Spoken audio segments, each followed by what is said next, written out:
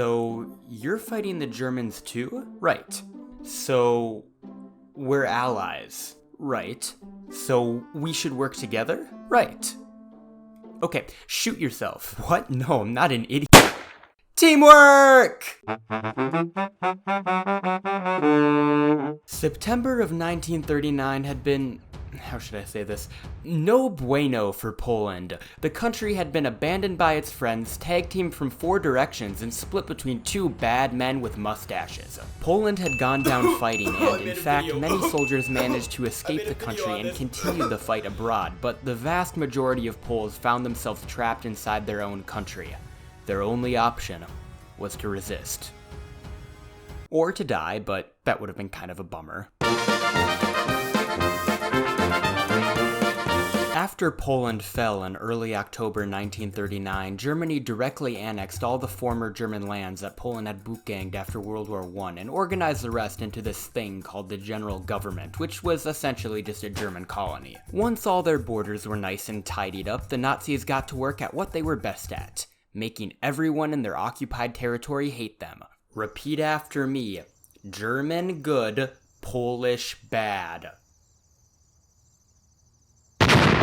Finally, someone says something. Wait, was that a bridge blowing up? Before Warsaw had even fallen, the general leading the defense, Julius Rommel, ordered the creation of the first official resistance group in Poland, the Service for Poland's Victory, which doesn't roll off the tongue that well, but hey, at least it's optimistic. By the time of Poland's complete capitulation, the Service for Poland's Victory had secured funding and contact with the Polish government in exile, and by November had renamed itself the Union of Armed Struggle, abbreviated to ZWZ in Polish. The ZWZ was originally commanded directly by the Polish government in France, but this soon proved impractical, so command was split between the Eastern anti-Soviet resistance and the Western anti-German resistance. The Western section was placed under the command of Stefan Rowiecki and was tasked with preparing for a mass uprising to take place when Poland was on the verge of liberation, which would probably be any minute now. Right? Right? Oh yeah, I forgot about that. After the fall of France in 1940, contact with the Polish government became increasingly difficult, so the ZWZ was given permission to make decisions independently of the exiled government. This led to the creation of a political committee and, in effect, an underground state. People stuck in eastern Poland had it pretty bad, since the Soviets had a habit of volunteering people to work in Siberia and killing nerds, but the Poles under Soviet control actually had it better than the ones under Nazi occupation. They just didn't know it yet. In fact, many minorities in eastern Poland actually welcomed the Soviets at first, since they hadn't figured out that the Soviets hated everyone equally yet. The Soviets began removing as many traces of Polish rule as they could, which included pulling Polish currency out of circulation in December of 1939 without supporting its conversion into rubles. So everyone in eastern Poland lost literally all their money, just in time for Christmas! The ZWZ was active in the east as well, but they did a crappy job of concealing their activities, so the NKVD was able to capture their commander, Mikhail Karadzic.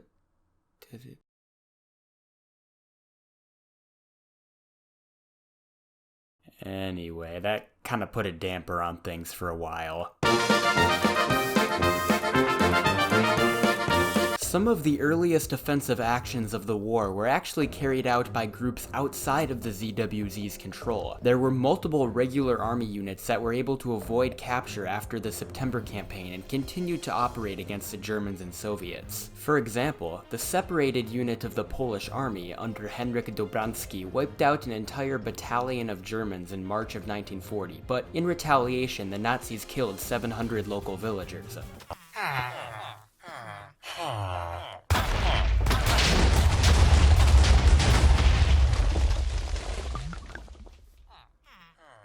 The ZWZ decided that this was too high a price to pay and ordered Dobranski to disband his unit, but he refused and continued to wreak havoc on the Germans until he was killed.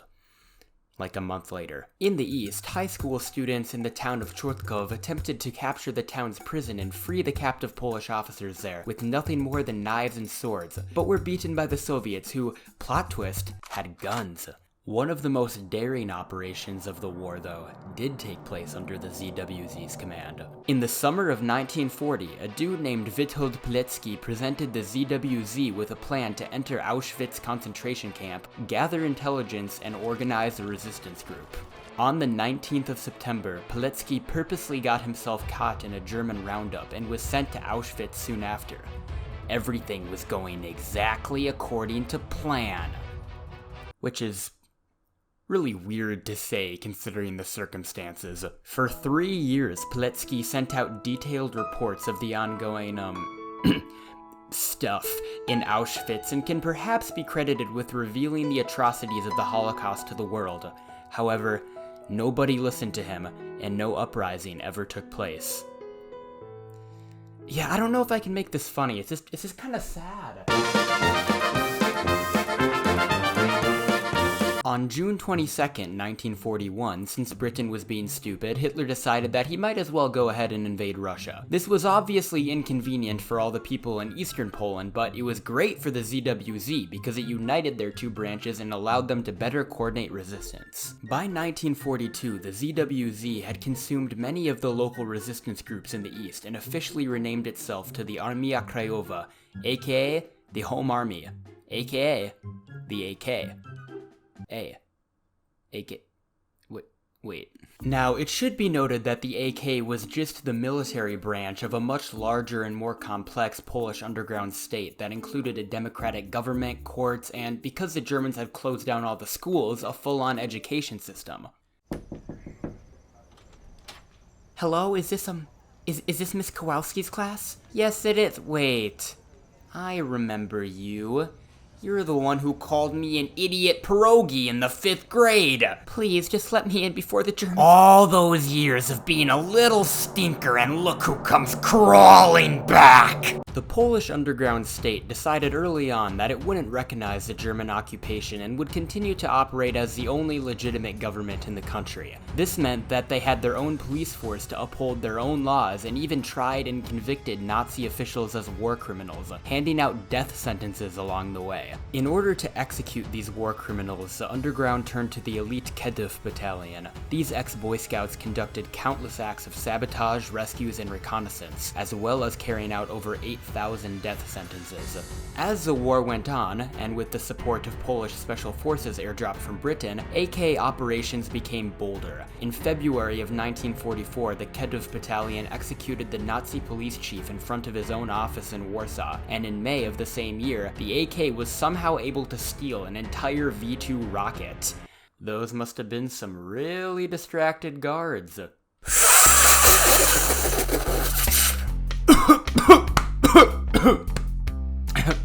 Yo, did you hear that Eminem and Logic made a song together? Dude, that's sick.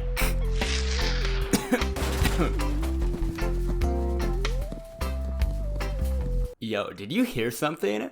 In order to supply arms for their growing army, the underground also operated numerous factories that turned out thousands of weapons for the AK. They also had secret print shops where they published and distributed anti-German newspapers. Additionally, factory workers all over the country helped out by purposely messing up German military equipment such as artillery shells, machine guns, and even entire airplanes. 5,000 airplanes, in fact.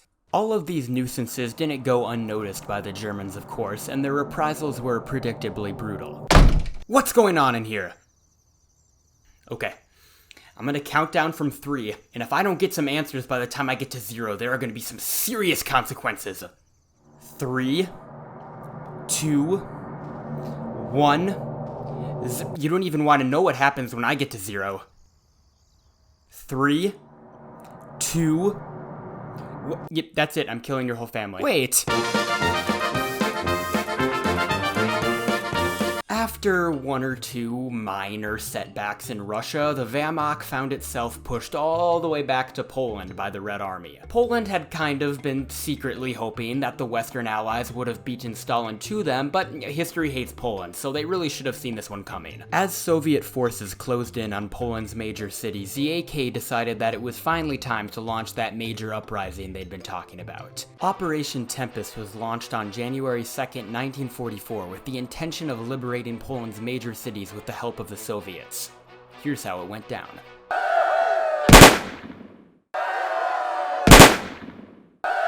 Wait, aren't you gonna shoot us? No. Oh.